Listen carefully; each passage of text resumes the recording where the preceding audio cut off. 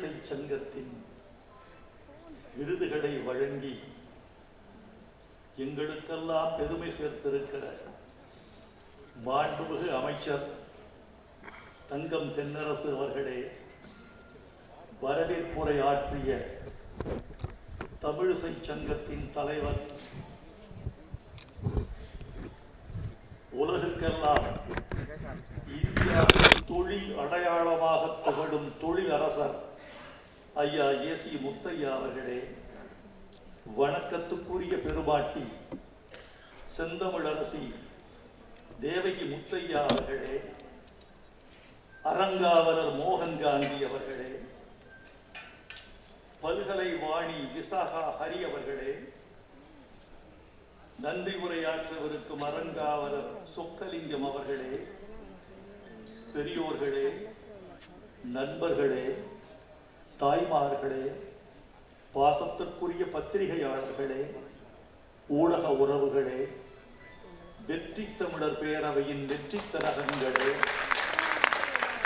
உங்கள் அனைவருக்கும் எனது அன்பான வணக்கத்தை தெரிவித்துக் கொள்கிறேன். சற்றே மெய்மறந்து நிற்கிறேன். எத்தனை முறை விருது பெற்றாலும் ஒரே ஓர் உணர்ச்சி மட்டும்தான் மேலோங்கி நிற்கிறது. அது வேறொன்றும் இல்லை, வயிற்றுக்குள் பறக்கும் பட்டாம்பூச்சிகள். அந்த வயிற்றுக்குள் பறக்கும் பட்டாம்பூச்சிகள் எனக்குள் ஒரு சிறிய செல்லமான அச்சத்தை ஏற்படுத்துகின்றன.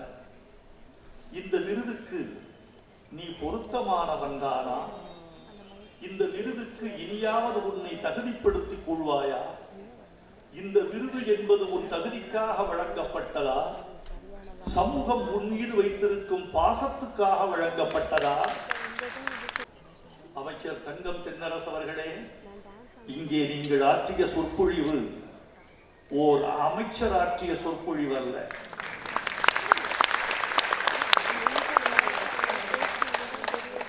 கலைஞரால் பயிற்றுவிக்கப்பட்ட மாணவன் நிகழ்த்திய சொற்பொழிவும் அல்ல.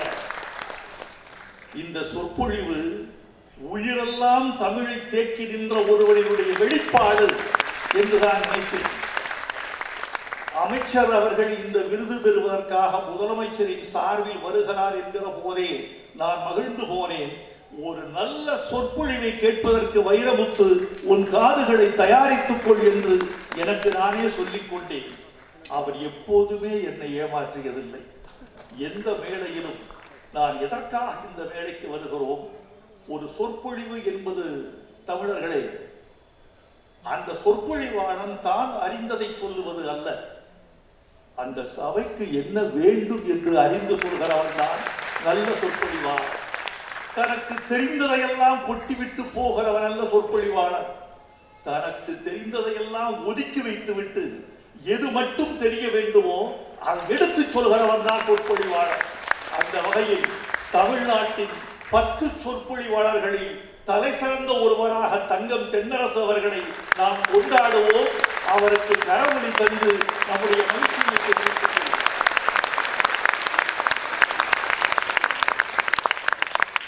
நண்பர்களே, இந்த இனிய நிகழ்ச்சியில் நான் சில செய்திகளை பகிர்ந்து கொள்ள வேண்டும் என்று ஆசைப்படுகிறேன். சாதாரண தமிழ்ச்சங்கத்தில் விருது பெற்றிருக்கிறோம். இந்த சபைக்கு வந்திருக்கிற நீங்கள் இந்த நாளை குறித்துக் கொள்ளலாம். 2024 ஆகஸ்ட் 5ஆம் தேதி ராஜா முத்தையா மன்றத்தில் நிகழ்ந்த தமிழிசை சங்கத்தில் நானும் கலந்து கொண்டேன் என்று உங்கள் டைரியில் எழுதி வைத்தால் உங்கள் சந்ததி உங்கள் மீது போல்மாலை சூடும். தமிழிசை சங்கத்து விழாவில் கலந்து கொண்ட பரம்பரையான் நான் என்று உங்கள் பேரன் பேத்திகள் கூத்தாடுவார்கள். இது சாதாரண சங்கம் அல்ல, இந்த விருதும் சாதாரணமல்ல. என் நினைவு 94 ஆண்டுகளுக்கு பின்னால் சுற்றுகிறது. நான் இல்லை, இருந்தாலும் வரலாற்றின் முதுகில் ஏறிக்கொண்டு 94 ஆண்டுகள் பின்னோக்கி சுற்றுகிறேன். அந்த வேளையில் ராஜாசர் அண்ணாமலை செட்டியார் இருக்கிறார். அவர் 4 பேருக்கு பொன்னாடை போர்த்துகிறார். யார் யாரையெல்லாம் ஆதரித்திருக்கிறார்கள், எந்தெந்த தமிழ் பெருமக்களை இந்த சமூகம் கொண்டாடி இருக்கிறது, நகரத்தார் சமூகத்துக்கு இந்த சமூகம் எவ்வளவு கடமைப்பட்டிருக்கிறது என்பதையெல்லாம் நான் யோசித்து பார்க்கிறேன். அந்த மேடையில் ராஜாச்சர் அண்ணாமலை அவர்களால் பொன்னாடை போர்த்தப்பட்டவர்கள் 4 பேர். கவிமணி தேசிக விநாயகம் பிள்ளை முதலாம் அவர், தமிழ் தாத்தா ஊவே சாமிநாத ஐயர், பண்டிதமணி கதிரேசன் செட்டியார், ஆய்வறிஞர் ஆராய்ச்சியாளர் ராகவையங்கார். யாரெல்லாம் தமிழின் முன்னோடிகளோ, யாரெல்லாம் எதிர்காலத்தால் போற்றப்படுகிறவர்களோ அவர்களை நிகழ்காலத்தில் போற்றி பாராட்டிய குடும்பம் இந்த ராஜா குடும்பம் என்றால் அது மிகையில்லை. அந்த வழிவந்த ஒரு விருதைத்தான் நானும் பெற்றிருக்கிறேன் என்கிற போது இது எனக்கும் என் தமிழுக்கும் கிடைத்த பெருமையாக நான் கொண்டாடுகிறேன், மகிழ்கிறேன். இதை காப்பதற்கு நான் முயற்சி செய்வேன். சில பேர் விருதுகள் வந்தால் முதலில் மறுதளிப்பார்கள். மறுதளிப்பது ஒரு இன்னொரு விருது. மறுதளிப்பது என்பது விளம்பரம். பெர்னார்ட் ஷாவுக்கு நோபல் பரிசு வந்த பொழுது நான் எனக்கு நோபல் பரிசு வேண்டாம், ஏற்றுக்கொள்ள மாட்டேன் என்று நிராகரித்தார். ஏன் நிராகரிக்கிறீர்கள் என்று கேட்ட பொழுது, இந்த விருது பெற்றதை இந்த உலகம் அறிந்து கொள்ள வேண்டும் என்றால் நான் நிராகரிக்க வேண்டும் முதல் என்றார். 1 மாதம் கழித்து ஏற்றுக்கொண்டார். இப்போது ஏன் ஏற்றுக்கொண்டீர்கள் என்று கேட்டபோது பெர்னார்ட் ஷா சொன்னார், அந்த விருது எனக்கு பெரிதல்ல, அந்த தொகையை என்னுடைய அறக்கட்டளைக்கு கொடுத்து விடுகிறேன், அதனால் ஏற்றுக்கொண்டேன். கேட்டார்கள், அறக்கட்டளை யாருடையதுன்னு. அது வேறு யாரும் இல்லை, அதன் செயலாளரும் பொருளாளரும் நான் தான். இவரே செயலாளர், இவரே பொருளாளர்.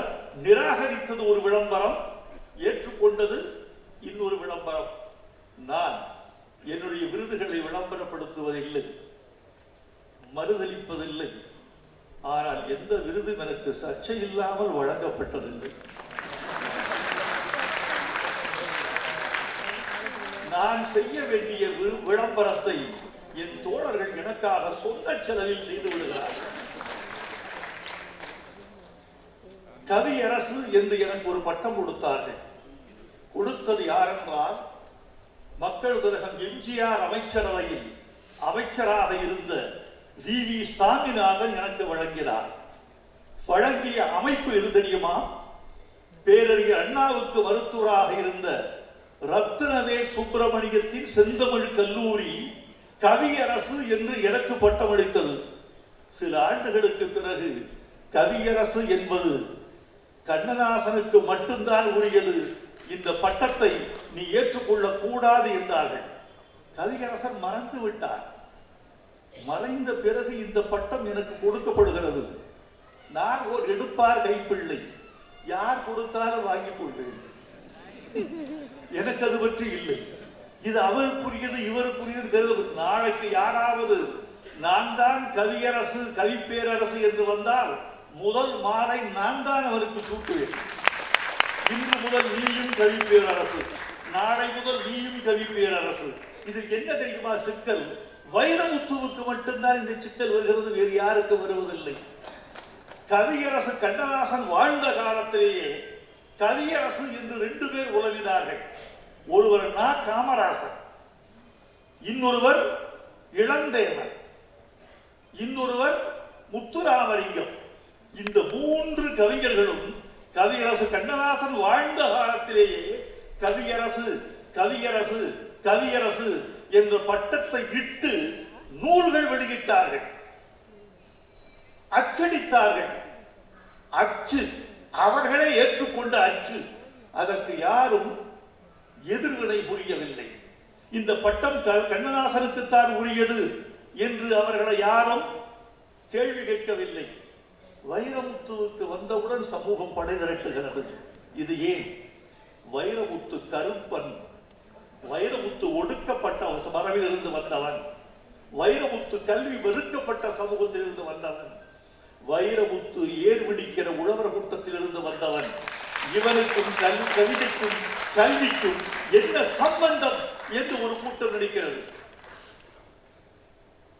நான் கவியரசு பட்டத்தை துறந்தேன் தோழர்கள், வேண்டாம், நான் கண்ணதாசனுக்கே காணிக்கை செய்கிறேன் என்று துறந்தேன். இழப்பவன் தான் அதிகம் பெறுகிறான். இதை கவனித்துக் கொண்டே இருந்த என் தமிழாசான் முத்தமிழறிஞர் கலைஞர் பெய்யன பெய்யும் மழை என்ற என்னுடைய நூல் வெளியீட்டு விழாவில் இப்போது இத்தனை பேர் இங்கு கூடியிருக்கிறீர்கள் சொன்னார். இதோ அப்துல் ரஹ்மானை பார்க்கிறேன், ஈரோடு தமிழன்பனை பார்க்கிறேன், கவிஞர்களை பார்க்கிறேன், துணைவேந்தர்களை பார்க்கிறேன், நீதியரசர்களை பார்க்கிறேன், கல்வியாளர்கள், மாமன்றத்து வாணர்கள், அரிய திருக்கூட்டம் எத்தனையும் பார்க்கிறேன். இந்த இடத்தில் உங்கள் முன்னிலையில் வைரமுத்துவுக்கு நான் சூட்டுகிறேன் கவி பேரரசு என்ற பட்டத்தை என்று எனக்கு வழங்கியவர் முத்தமிழறிஞர் கலைஞர். அந்த மாமனிதனை நான் மறப்பேனா? கண்ணதாசன் பாடினார், என்னை எரித்தாலும் எரியும் நெருப்பினிலே உன்னைத்தான் காணும் உலகம், தமிழ்தாயை சின்ன மகன் உன்னை சிறந்தாழ்த்தி வணங்குகிறேன் வணங்கினார். என்னை எரித்தாலும் எரிகிற நெருப்பு கலைஞர் வைரமுத்து, கலைஞர் வைரமுத்து, வைரமுத்து கலைஞர் என்றுதான் அந்த நெருப்பின் நுனி நாக்கு பேசிக்கொண்டே இருக்கும் என்பதை இந்த மன்றத்தில் நான் சொல்ல வேண்டும் என்று ஆசைப்படுகிறேன். இதற்கும் நேற்று சில பேர் நண்பர்கள்தான், பழகியவர்கள்தான், அவர்கள் எழுதினார்கள், முத்தமிழ் பேரறிஞர் என்று பட்டத்தை ஏற்றுக்கொள்ளக் கூடாது. 32 மணி நேரத்திற்கு முன்பு நடந்தது, இது ஏற்றுக்கொள்ளக்கூடாது. அது முத்தமிழ் அறிஞர் கலைஞர், நீ அவரை விட பெரியவர் என்று காட்டுகிறீர்கள். இது என்னப்பா?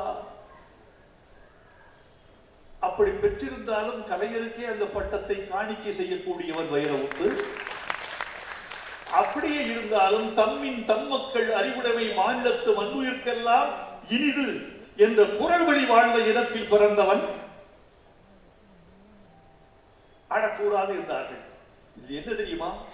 தமிழிசை சங்கம், இந்த மதுரை தமிழிசை சங்கம் அந்த முத்தமிழ் பேரறிஞர் என்ற பட்டத்தை இதுவரைக்கும் 30 பேர்களுக்கு வழங்கி இருக்கின்றது. இந்த 30 பேர்களுக்கு வராத எதிர்ப்பு வைரமுத்துவுக்கு இந்த பட்டம் என்கிற போது மட்டும் வருகிறது என்றால், தமிழச்சாதியே நீ அடையாளம் கண்டுகொள், தமிழச்சாதியே நீ புரிந்து கொள், நான் ஒன்றும் என் தமிழாசானை விட உயர்ந்தவர் இல்லை, ஏன் என் தமிழ் ஆசிரியரை விட கூட நான் உயர்ந்தவர் இல்லை. நான் என்னளவில் நான் சுத்த வெறும்பந்த என்கட்ட வேண்டாம் புலவி எறும்பும் தன் கையால் என்சான் என்று அவ்வை சொன்ன வழியில் வாழ்கிறவன். நான் வாட்டில் போயிட்டு இருக்கேன், திருப்பி பார்க்கறது இல்லை. எனக்கு ஒரு பழக்கம் என்ன தெரியுமா? சர்ச்சை வந்தால் வரட்டும், அதற்கு பதில் சொல்லிக் கொண்டிருக்காதே, பதில் சொல்கிற நேரத்தில் ஒரு கவிதை எழுது. இந்த சமூகம் ஒரு சீக்கிரம் முன்னேற விடாது. ஏன் தெரியுமா? இந்த சமூகம் தோற்று போனவர்களின் சமூகம். தோற்று போனவர்களுக்கு மத்தியில் தான் நீங்கள் முன்னேற பார்க்கிறீர்கள். தோற்று போனவர்களின் எண்ணிக்கை 1000, வெற்றிவர்கள் எண்ணிக்கை 4 5. இந்த 996 பேர் இந்த 4 பேரை மேலே விடுவதற்கு சம்மதிக்க மாட்டார்கள்.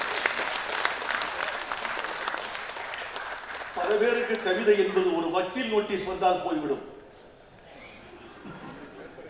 ஒரே ஒரு சர்ச்சையில் அவனை பற்றி புறம் பேசினால் போய்விடும். இந்த சமூக ஊடகங்களில் முதல்ல உன்னுடைய கேரக்டர் அசோசியேட் பண்ணுவான், அதுக்கடுத்து வருமான வரித்துறையிலிருந்து நோட்டீஸ் விடுவான், அடுத்து ஒரு வக்கீல் நோட்டீஸ் விடுவான். இதுக்கு எல்லாத்தையும் நீ தாண்டிட்டியா உன் மனைவியின் ஒழுக்கத்தை சொல்லுவான், அதுக்கடுத்து முன் ஒழுக்கத்தை சொல்லுவான், அதுக்கப்புறம் கல்லூரியில் படிக்கிற மகளை சொல்லுவான், மகனை சொல்லுவான். இப்படித்தான் இந்த சமூகம் இருக்கு. தயவு செய்து தமிழச்சாதியை பொறாமையை பொசுக்கிவிடு, நல்லதை நினை, தமிழரை வளரவிடு. ஒரு தமிழன் இன்னொரு தமிழனுக்கு காலை கொடுக்காமல் எப்போது தோளை கொடுக்கிறானோ அன்றுதான் தமிழச்சாதி மேலேறும் என்ற உண்மையை நீங்கள் புரிந்து கொள்ள வேண்டும். இது தொழிலுக்கு, அரசியலுக்கு, கலைக்கு, வாழ்வியலுக்கு எல்லாவற்றுக்கும் பொருந்தும் என்று நான் உறுதியாக நம்புகிறேன். இதோ ராஜாச்சர் முத்தையா செட்டியார் அவர்களின் 120வது ஆண்டு விழா. எவ்வளவு தமிழிசைக்கு செய்த குடும்பம்! வைரமுத்து வந்து புகழ்வார், தங்கம் தென்னரசு வந்து புகழ்வார், நாளை முதலமைச்சர் புகழ்வார், நீதியரசர்கள் புகழ்வார்கள், துணைவேந்தர்கள் கொண்டாடுவார்கள் என்று தெரிந்து கொண்டார் ஒரு மனிதன் தமிழுக்கு தொண்டு செய்கிறார். எத்தனை வேர்கள் நனையும் என்று கணக்கு போட்டு பெய்வது அல்ல மேகம், எத்தனை மடல்கள் அவிழும் என்று எண்ணிக்கொண்டு தோன்றுவதல்ல சூரியன், எத்தனை அல்லிகள் மொட்ட விழும் என்று கணக்கு போட்டுக் கொண்டு உதிப்பதல்ல சந்திரன், எத்தனை பேர்கள் பாராட்டுவார்கள் என்று கருதி கொண்டு செல்பவர் அல்ல வள்ளல், அவன் அல்ல தொண்டன். எவன் ஒருவன் செய்வது என் கடமை என்கிறானோ அவன்.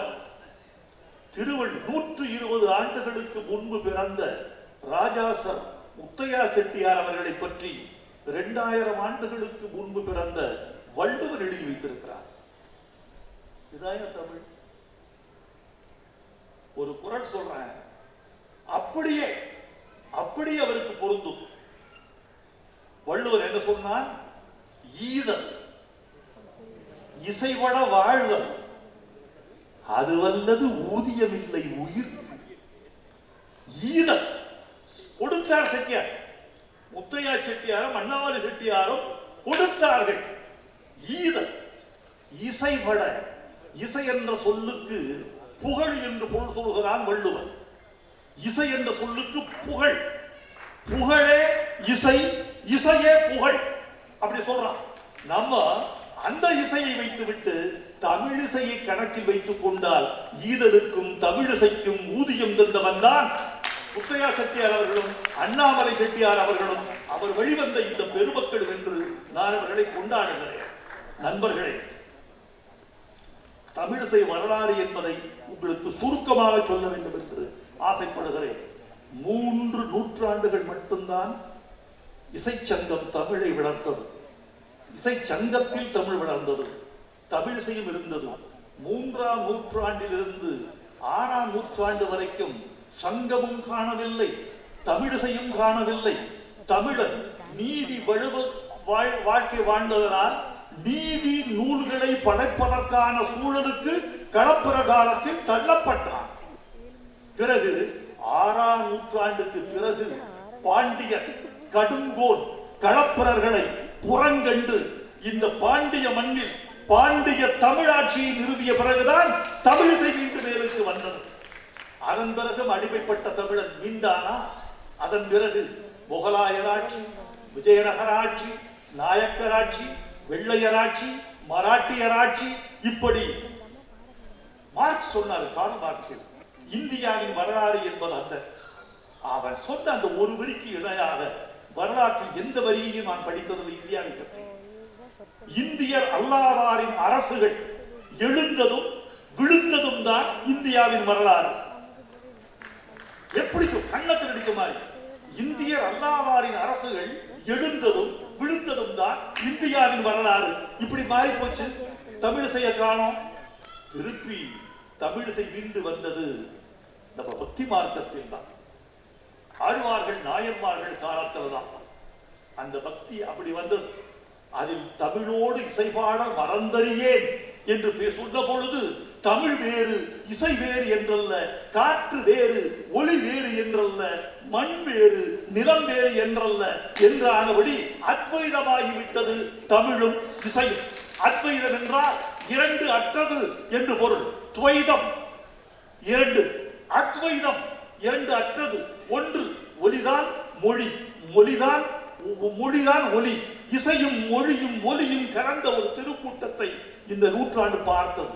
பிறகு வீழ்ந்த பிறகு மீண்டு இழந்து போன தமிழிசையை மீட்டெடுத்த குடும்பம் ராஜாசர் அண்ணாமலை செட்டியாருடைய பெரும் குடும்பம் என்பதை இந்த நாடு மறந்துவிடக் கூடாது.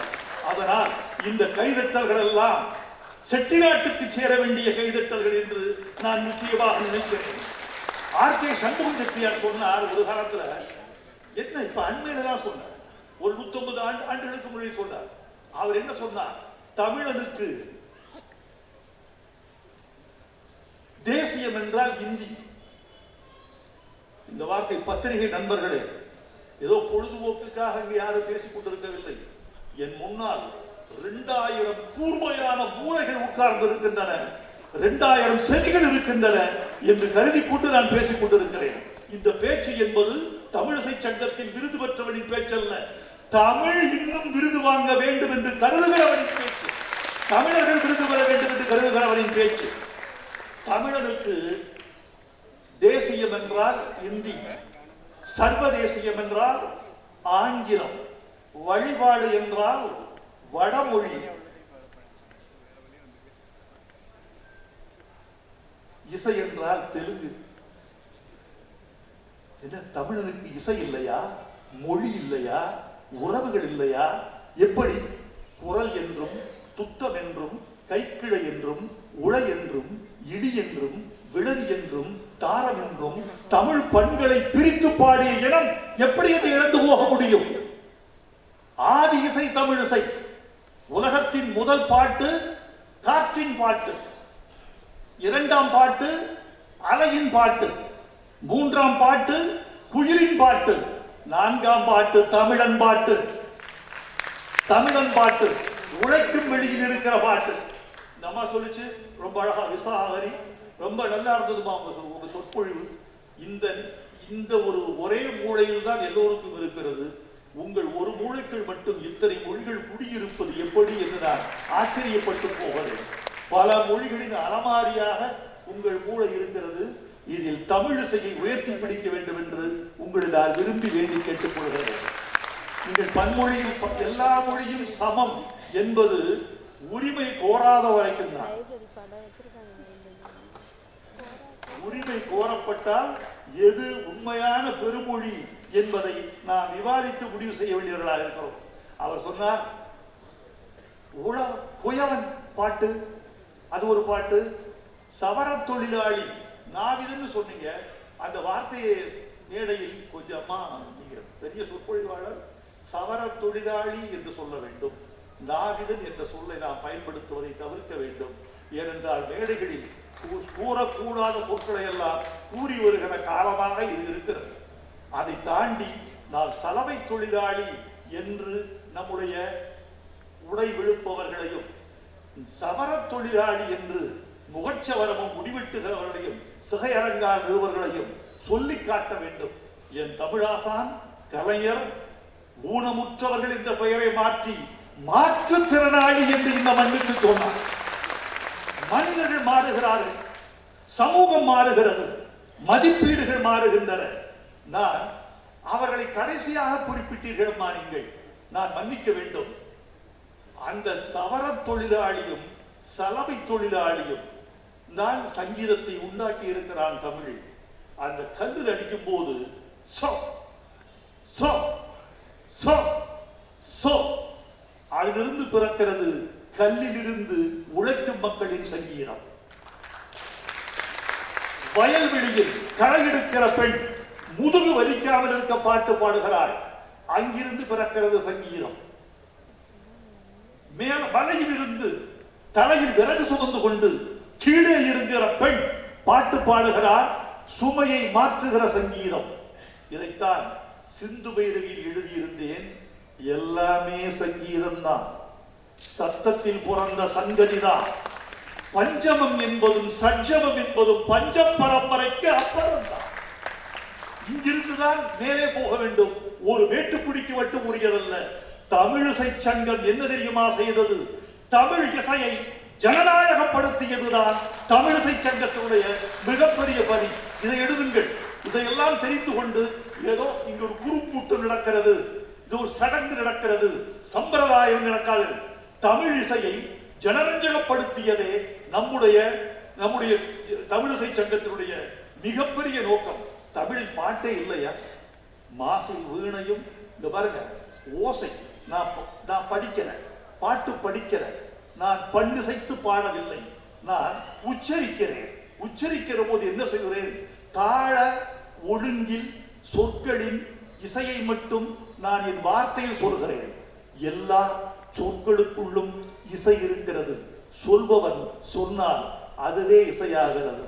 மாசின் வீணையும் வாலை மதியமும் வீசு தென்றலும் வீங்கிழ வேணிலும் மூசு வண்டரை பொய்கையும் போன்றதே ஈசன் எந்த இணையடி நிழலே. உச்சரிப்பது என்பது என்ன தெரியுமா? ஒரு பாட்டை சொல்வது என்ன தெரியுமா? அது பாமரனின் சங்கீதம், மொழியின் சங்கீதம். நதி என்பது என்ன தெரியுமா? நடந்து போகும் சங்கீதம். மழை என்பது என்ன தெரியுமா? அது ஆரோகண சங்கீதம். மழலை என்ன தெரியுமா? பிழைகளின் சங்கீதம். இப்படி எல்லாவற்றையும் சங்கீதமாக பார்க்கக்கூடிய வாழ்க்கையிலிருந்து நாம் எப்படி வெளியேற்றப்பட்டோம்? நம்முடைய நாகரிகம் நசுக்கப்பட்டது, நம்முடைய கலைகள் மழிக்கப்பட்டன, நம்முடைய பண்பாடு சிதைக்கப்பட்டது, நம்முடைய வளம் சுரண்டப்பட்டது. இந்த சங்கீதத்தை ரசிப்பதற்கு உங்களுக்கு பொருளாதாரமும் வேண்டும். இதை ரசிப்பதற்கு உங்களுக்கு ஒரு கல்வி மனநிலை வேண்டும். என் கவிதைகளை ரசிப்பதற்கு கொஞ்சம் தமிழ் அறிந்திருக்க வேண்டும் என்று நான் எப்படி கருதுகிறேனோ, தங்கம் தென்னரசு அவர்களின் சொற்பொழிவை ரசிப்பதற்கு அடிப்படை தமிழ் அறிவும் வரலாற்று அறிவும் தொல்லியல் அறிவும் இருந்தால்தான் அவர் பேச்சை ரசிக்க முடியும். தமிழனுக்கு தமிழையும் இசையையும் ரசிப்பதற்கு பொருளாதாரம் கொடுங்கள், கல்வி கொடுங்கள், கலையை பற்றி அறிமுகம் கொடுங்கள், நன்றாக இருக்கும்.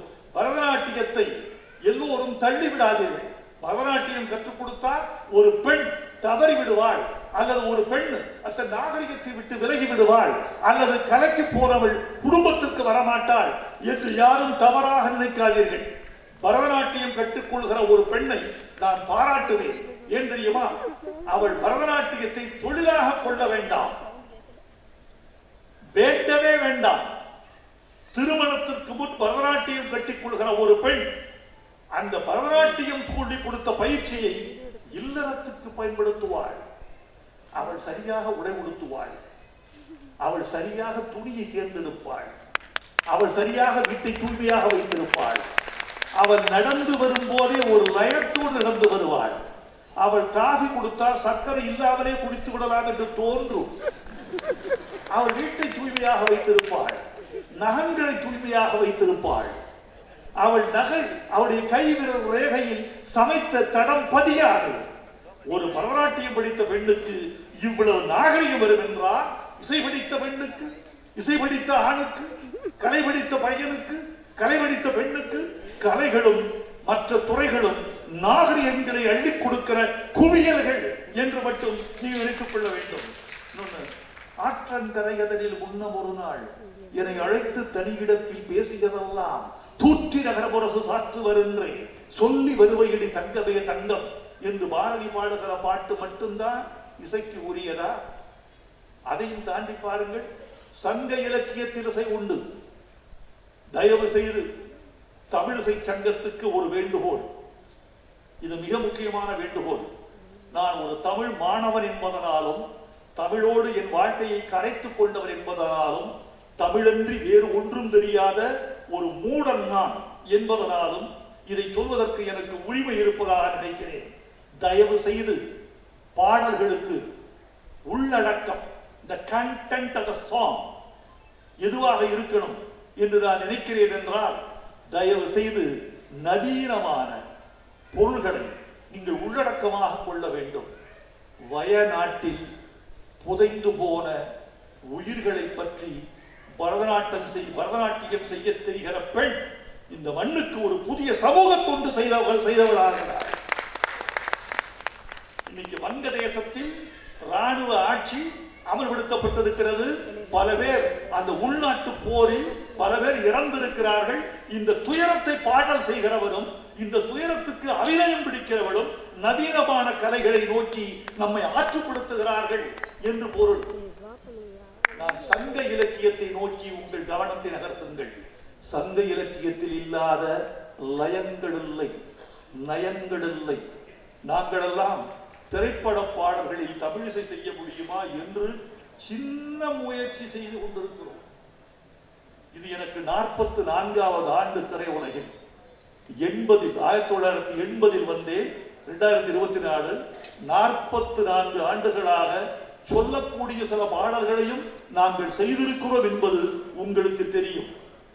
திரைப்பட பாட்டை நீங்கள் குறைத்து மதிப்பிடக்கூடாது. திரைப்பட பாட்டுக்குள் எவ்வளவு விஷயம் இருக்கிறது. ஒரே ஒரு திரைப்பட பாடலில் கண்ணதாசன் கம்பனை ஓரடி தாண்டுகிறார். இதை நான் சொன்னால் கம்பன் கழகத்துக்காரர்கள் கோபித்துக் கொள்ளக்கூடாது, கோபித்துக் கொள்ள மாட்டார்கள். ஏனென்றால் அந்த கம்பனை கடன் வாங்கித்தான் கண்ணதாசனே கவியரசார். எனவே அது கம்பனுக்குத்தான் பெருமையை தவிர கண்ணதாசனுக்கு ஒன்றும் இழிவல்ல, கம்பனுக்கு ஒன்றும் இழிவல்ல. என் தந்தையின் சொத்து எனக்குத்தானே சொந்தம், என் பாட்டனின் சொத்து எனக்குத்தானே சொந்தம். திருவள்ளுவரை நான் திருடுவேன், கபிலனை நான் களவாடுவேன், கம்பனிடம் கொள்ளையடிப்பேன், திருத்தக்க தேவரிடம் திருட்டு வேலை செய்வேன். ஏனென்றால் இவர்களெல்லாம் என் பாட்டனார்கள். பாட்டன் சொத்து வைரமுத்து என்ற பேரனுக்குத்தான் தப்பே இல்லை. அப்படித்தான் அந்த நிலாவை பார்த்து சீதை சொல்றா, ஏய் நிலாவே, என்னையே மொழிகிறீர்களே, நீங்கள் என்னையே துன்புறுத்துகிறீர்களே, அந்த நிலா கிரணம் என் மீது படுகிற போது காதல் உணர்வு மிகுகிறதே, எனக்குள் ஒரு மெல்லிய ஒரு உணர்ச்சி பரவுகிறதே, எனக்குள் காமத்தின் அலை என்னை தொட்டுவிட்டு போகிறதே, என்னையே துன்புறுத்துகிறீர்களே, அந்த ராமனை சென்று துன்புறுத்த மாட்டீர்களா? இந்த துன்பத்தை அனுபவித்தாவது சீதையை தேடி அவர் வரமாட்டாரா? என்ன அழகான கற்பனை.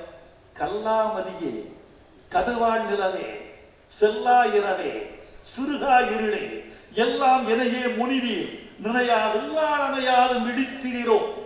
கம்பன் பாட்டு சொல்றார், எல்லாம் என்னையே தொடுகிறீர்கள், எல்லாம் என்னையே முனிவீர், நினையா வில்லாளனை, என்னை நினைத்துக் கொள்ளாத அந்த வில் வைத்திருக்கிற ராமன், அவனிடம் போய் உங்கள் திறமையை காட்ட மாட்டீர்களா? அவனை போய் சுடு, அவனை போய் தொடு, அவனை போய் குடை, அவன் நெஞ்சை உடை. இது பூரா கம்பன் நிலாவுக்கு சொல்வதாக சீதை சொல்வது. எங்கால் என்ன பண்ணாரு பாருங்க. பத்மினிக்கு ஒரு சோகம் வருது, பத்மினி வானத்திலேயும் ஒரு நிலா வருது. சீதை நிலா, சீதை வானம், அது வேற. பத்மினிக்கு நிலா வருது. வெண்ணிலவே தன்மதியே என்னில்லுன்னு ஒரு பாட்டு. இந்த பாட்டுக்குள்ள எம்ஜிஆருக்கு தூது பண்றாங்க. எம்ஜிஆருக்கு இந்திய கதாநாயகன், நீ என்னை வேகமா என்னை கூட்டிட்டு போ. என்ன பாட்டு தெரியுமா? நிலா, நீ போய் சொல்லு, ஆடும் மயில் ஆடவில்லை என்பதையும் சொல்லு, அழகு நிலா சிரிக்கவில்லை என்பதையும் சொல்லு. அசாமர் எடுத்து, நான் வாடுவதை அவர் இதயம் வாடாமல் சொல்லு. ஆமா தேவகியம்மா, நான் சொல்லு புரிஞ்சுட்டீங்கம்மா? இல்லம்மா, அது அவர் என்ன சொல்றாரு கம்பன், நீ போ, அவனை போய் சுடுன்னு சொல்றாங்க. கண்ணதாசன், நீ போய் சொல்லு, என் அத்தான் மனசு நொந்து போயிடக்கூடாது, நான் போய் சுடுன்னு சொல்லல, பட்டும் படாம சொல்லிட்டு வா, அவர் வந்துருவாரு. நான் வாடுவதை அவர் இதயம் வாடாமல் சொல்லு. சைக்கலாஜிக்கல் ட்ரீட்மெண்ட்ல 2 பேர், சீதைக்கும் பத்தினிக்குமான உளவியல் கூறுகளை 2 கவிஞர்கள் எப்படி சிந்தித்திருக்கிறார்கள். தயவு செய்து திரைப்பட பாட்டு எல்லாம் நல்லவை இல்லை என்று வேண்டுமானாலும் சொல்லுங்கள், திரைப்பட பாட்டில் நல்லவையே இல்லை என்று யாரும் சொல்லாதீர்கள். அது நல்லது உண்டு, கவிதை உண்டு. என் நறுமுகைய சங்க இலக்கியத்தை பிடித்து தரவில்லையா? பொன்மாலை பொழுது உங்களுக்கு கேதார ராகத்தில் உண்டான ஒரு சிறந்த கவிதை என்று ஆதாரம் இல்லையா? கண்ணதாசன் பாட்டு எத்தனை இலக்கியம். நதியில் விளையாடி கொடியின் தலை செய்வி நடந்த இடந்தென்றலே என்று சொல்லுகிற போது மனசுக்குள் தென்றல் மனசுக்குள் புகுந்து சட்டைக்குள் வெளியேறி சடுகுடு பாடுகிற அந்த அனுபவத்தை நீங்கள் அடையவில்லையா? இருக்கிறது. ஏனென்ற ரசிக்க தெரிந்தவனுக்கு எல்லா இடத்திலும் தமிழ் கிடைக்கும், எல்லா இடத்திலும் இசை கிடைக்கும் என்பதை நீங்கள் மறந்துவிடக் கூடாது. நான் ஒரு பாட்டு எழுதியிருக்கேன், சொல்றேன் ஒரு விஷயம். ஒரு பாட்டு நாங்கள் என்ன சிரமப்பட்டு தமிழ் இசையை கொண்டாடுறோம் பாருங்க. அன்பே சிவம் அப்படின்னு ஒரு பாட்டு. அந்த படத்துல வித்யாசாகர் ஒரு மெட்டு போட்டு அனுப்பிச்சிருக்காரு. கமலஹாசன் சொல்றாரு, இதுல எப்படியாவது கவிஞர் சிரமத்தை பார்க்காதீங்க, டைட்டில் கொண்டு வந்துருங்க. அன்பே சிவம்ங்கிற டைட்டில் தலைப்பு அந்த பாட்டுக்குள்ள வரலாம். கொண்டு வந்துடலாங்க, கொண்டு வந்துடலாம். நான் மெட்டை கேட்காமலே சொல்லிட்டேன், கொண்டு வந்துடலாம். மெட்டு வருது, நான் கேட்கிறேன் இதுல என்னென்ன வரணும் சொல்லி விட்டுருக்காங்க எனக்கு நிறைய. மெட்டு வருது, தா நா நனா தா நனா நனா தா நே நனா தா நே நனா. இதுக்குள்ள நான் டைட்டில் கொண்டு வரணும். தேரடி தெருவில் தேர் ஓடுவது அதிசயம் அல்ல, நாலடி தெருவில் தேர் ஓட்ட சொல்லுவார்கள், அதுதான் சினிமா பாட்டு. இந்த நாலடி தெருவில் தேர் ஓட்டணும். வீடுகளுக்கு பங்கம் வந்துடக்கூடாது, தேரு உடைந்து விடக்கூடாது, அந்த தெருவில் போகிற யாரும் நசுங்கி விடக்கூடாது. இதுக்கு மத்தியில் ஓட்டணும். இது காத்திருக்காங்க. வைரமுத்து பாட்டோட வந்து டைட்டிலோட வந்து காத்திருக்கிறார்கள். அவன் சொல்றான், இது ரொம்ப கஷ்டம், இது வேற யாரும் செய்வாங்கன்னு தெரியல. வைரமுத்து கொண்டு வந்து டியூரை கொடுத்துருவார் நம்ம கிட்ட, வேற யாரையும் வச்சு எழுதுங்கன்னு அப்படின்னு காத்திருக்காங்க. நான் போறேன். என்ன சார் டைட்டில் வந்துருச்சா? முயற்சி பண்ணியிருக்கேன். என்ன? யார் யார் சிவம், நீ நான் சிவம், வாழ்வே தவம், அன்பே சிவம், ஆத்திகம் பேசும் அடியவர்க்கெல்லாம் சிவமே அன்பாகும், நாத்திகம் பேசும் நல்லவர்க்கெல்லாம் அன்பே சிவமாகும். அன்பே சிவம் அன்பே சிவம் என்போம், அன்பே சிவம் அன்பே சிவம் என்போம், அன்பே சிவம் அன்பே சிவம் என்போம். இவ்வளவு சிரமத்துக்கு மத்தியில் தான் திரைப்பட பாட்டில் தமிழ் இருக்கு.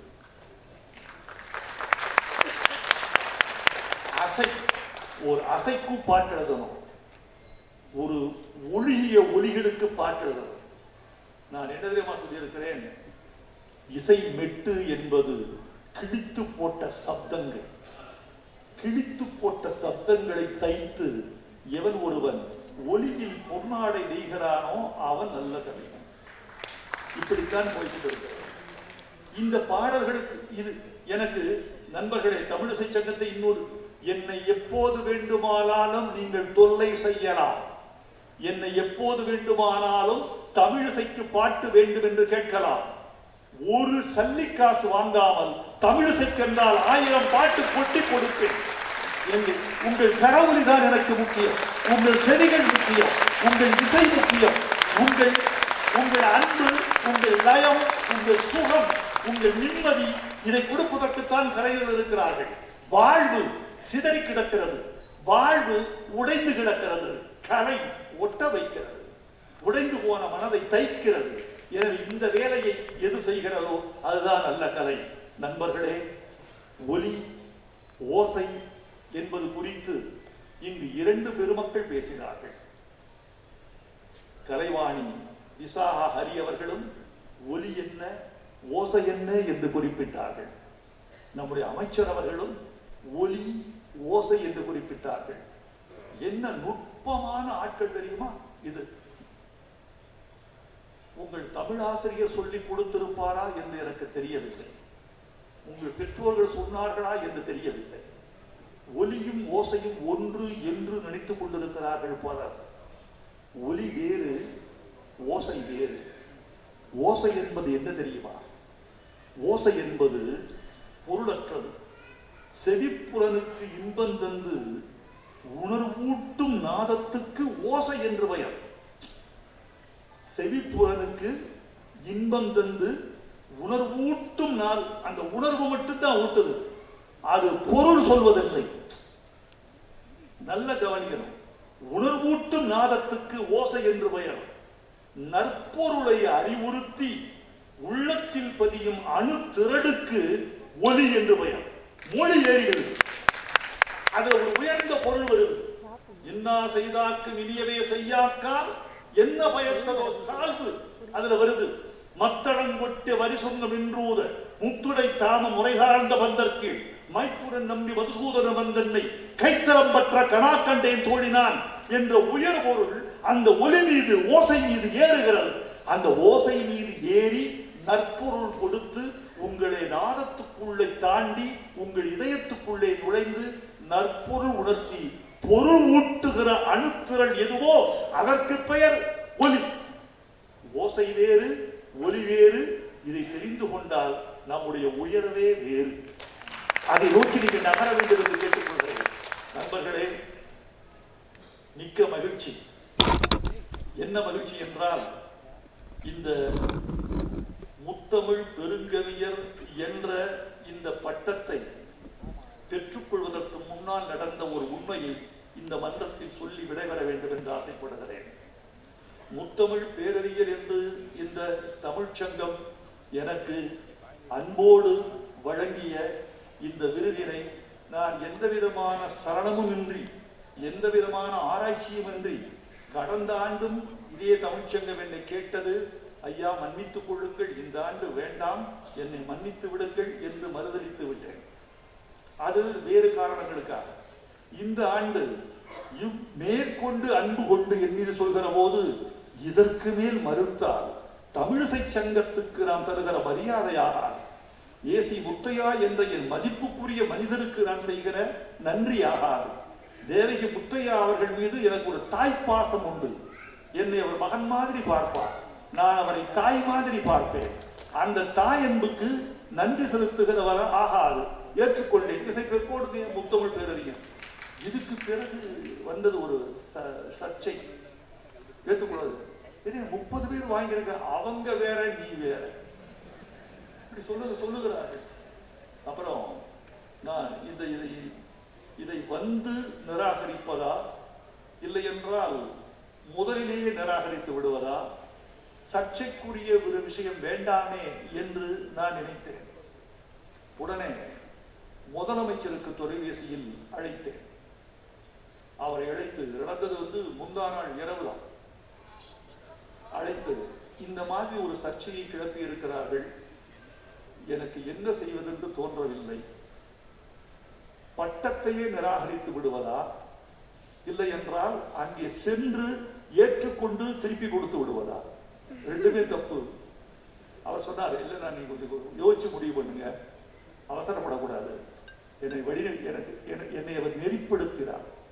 முதலமைச்சர் என்னை நெறிப்படுத்தி அவசரப்படாதீர்கள், யோசித்து செய்யுங்கள் என்று சொன்னார். இந்த பட்டத்தை மாற்றி சொன்னால் யாரும் மறுக்க மாட்டார்கள். அப்படி மாற்றிக்கொள்ளலாமா என்று கேட்டேன். நீங்கள் மாற்றிக்கொள்ளலாம், தமிழிசை சங்கம் அதை ஏற்றுக்கொள்ளுமா? அவர் கேட்டார். முத்தையசர் ஏற்றுக்குவாரா? அவர் தலைவர். அரங்காவலர் குழு ஏற்றுக்கொள்ளுமா? வல்லுநர் குழு ஏற்றுக்கொள்ளுமா? இங்க இருக்கிறவங்க ஜாம்பவான்கள், அப்படியே பெரிய பெரிய விற்பனர்கள், வித்தகர்கள் ஏற்றுக்கொள்வார்களா? நான் முயற்சி பண்றேன். ஐயாவுக்கு என்ன, அவரை பிடிக்கிறதுக்கு 20 நிமிஷம் ஆச்சு. அந்த 20 நிமிஷத்துல சரி கிடைச்சிட்டா சொல்லிடலாம், நாளைக்கு மாத்துக்கலாம். இந்த விழா நடக்கிறது நடக்காதது இந்த ஒரு 20 நிமிஷத்துல இருக்கு. பட்டம் வாங்குறது எளிதுங்க, அதை அடையிறது அவ்வளவு எளிமை இல்லைங்க. நான் உடனே சொன்னேன், கிடைச்சார் ஐயா, இந்த மாதிரி ஒரு சர்ச்சை இருக்குயா, என்ன பண்ணலாம்? அப்படியா, இதெல்லாம் இது அப்படியா கேட்டுக்கிட்டே இருக்காரு. ஒரு மொழியும் எதிர்மொழி சொல்லல. பண்பட்டவர்கள் எப்படி இருப்பார்கள் என்பதற்கு எடுத்துக்காட்டு, சொற்களை அவ்வளவு சீக்கிரம் விட்டுவிட மாட்டார்கள். உங்களுக்கு சொல்கிறேன், சொற்களை செலவழிக்காதீர்கள். அது மகனாயினும் மகளாயினும் மனைவியாயினும் தலைவனாயினும் தொண்டனாயினும் நண்பனாயினும் சொற்களை அதிகம் செலவழிக்காதீர்கள். இந்த நாட்டில் அதிகமாக விரயமாவது மின்சாரம் அல்ல, அதிகமாக விரயமாவது வார்த்தைகள். அது இலவசமாக கிடைக்கிறது என்பதற்காக நாம் ஊதாரித்தனமாக செலவழிக்கிறோம். மொழி மட்டும் உங்களுக்கு வரி போட்டால் நீங்கள் எப்படி சமாளிப்பீர்கள்? ஒரு நாளைக்கு இவன் அனுபவிக்கிற வார்த்தைகளுக்கு இவ்வளவு வரி என்று தமிழ் வரி போட ஆரம்பித்தால் தமிழர்கள் என்ன ஆவார்கள்? சொற்களை கவனமா பயன்படுத்தணும், செலவழிச்சிடக்கூடாது. அப்படி செலவழிச்சார், தங்க காசு போல சொற்களை செலவழித்தார். நான் சொன்னேன், இதுக்கு நான் ஒரு தீர்வு சொல்றேன், ஐயா சரியா இருக்குமா? பேரறிஞர் என்பது அண்ணாவுக்கும் கலைஞருக்கும் உரியது என்று கருதுகிறார்கள். நமக்கு எதுக்கு வம்பு? இது நீங்க இந்த விழா சீர்கெட்டு விடக்கூடாது என்பதில் நான் கவனமாக இருக்கிறேன். இதை முத்தமிழ் பெருங்கவியர்னு மாற்றிவிட்டா பிரச்சனை இருக்காது. என்ன சபாஷ், உங்களுக்கு ஒன்றும் தடை இல்லையே. இசை பேரறிஞர் கொடுத்தது அவர்கள், முத்தமிழ் பேரறிஞர் என்று கொடுத்தது நிறுவனம், முத்தமிழ் பெருங்கவியர் என்று சொல்லிக் கொண்டது பட்டம் பெறுகிற நானே.